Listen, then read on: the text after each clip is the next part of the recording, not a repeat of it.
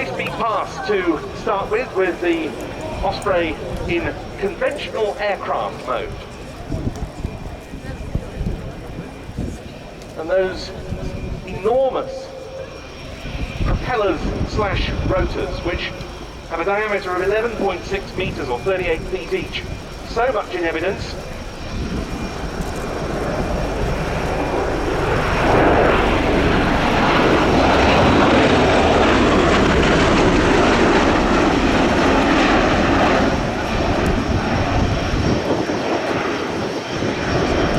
The reason for going for this configuration is to be able to provide the same sort of versatility as a helicopter enjoys, but with speeds closer to land on. Initially test duties that year of the CV-22B. It became operational with the Air Force in 2007, and they've really been proving their worth.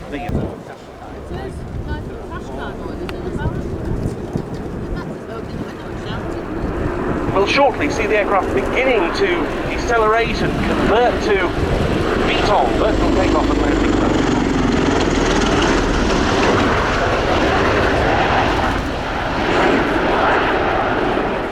The Osprey is able to transport 24 combat troops, to 20,000 pounds of cargo internally, or 15,000 pounds of cargo as external loads, and of course it's air-to-air refueling capable. There is that transition.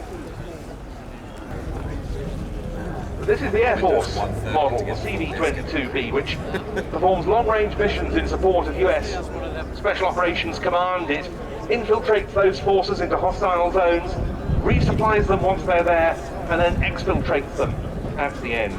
The aircraft has a combat radius of 500 nautical miles with one internal auxiliary fuel tank, but it can air-to-air refuel from the command's MC-130 Hercules to increase that range to more than 2,000 nautical miles and its endurance to around the 5-hour mark. We saw the aircraft's rear ramp open as it flew past. It can carry a .50 machine gun on there. It's also equipped with a hoist and fast roping equipment to deploy troops to the ground. They can either use that method or, of course, they can jump off the rear ramp.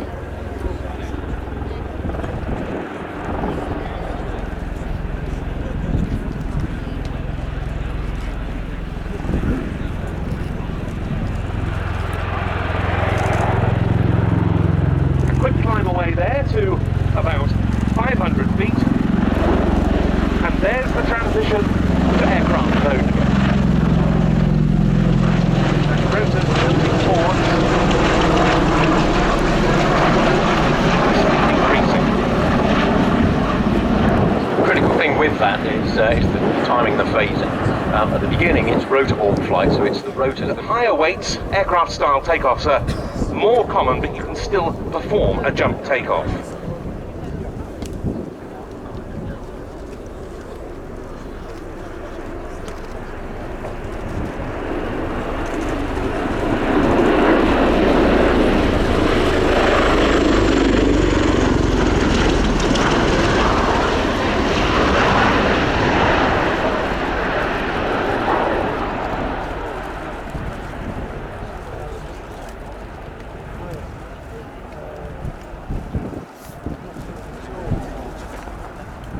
They've retired the Sikorsky MH-53M Pavlo 4 helicopters in 2007, and they're now up to a full complement of 10 Ospreys. And it's a very versatile machine for the special operations role, with the tilt rotor configuration giving it a wide speed range and better high altitude capabilities than a helicopter.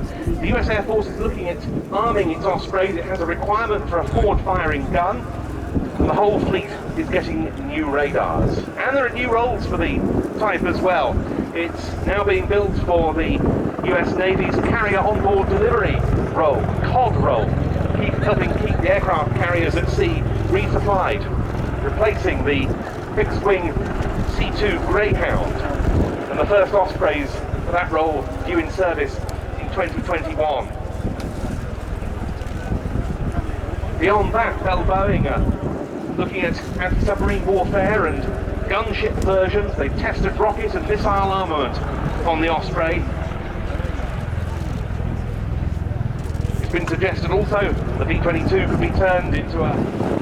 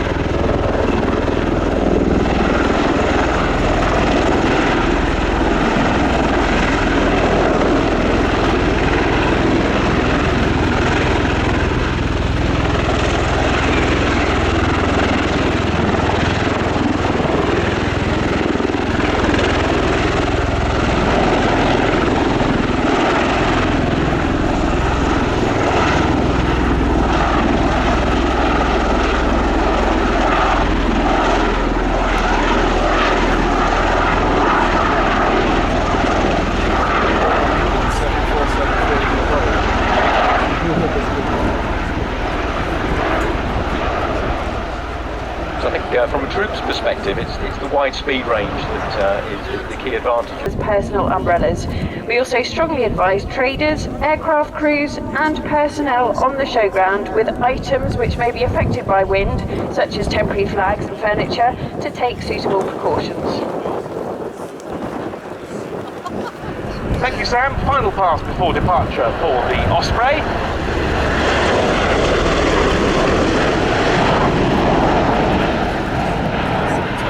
The whole fleet of the 352nd Special Operations Wing at Milton Hall now renewed, not just by the Ospreys, but also the new MC-130J